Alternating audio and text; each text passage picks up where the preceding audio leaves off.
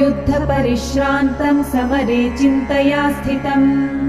रावणं जाग्रतो दृष्ट्वा युद्धाय समुपस्थितम्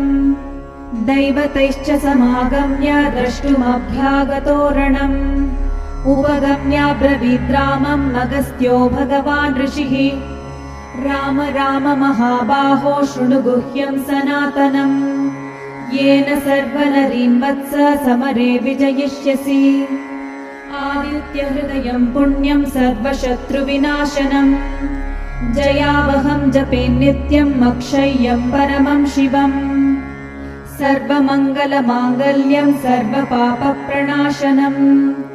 चिन्ताशोकप्रशमनम् आयुर्वर्धनमुत्तमम् रश्मिमन्तं समुद्यन्तं देवासुरनमस्कृतम् पूजयस्व विवस्वन्तं भास्करं भुवनेश्वरम्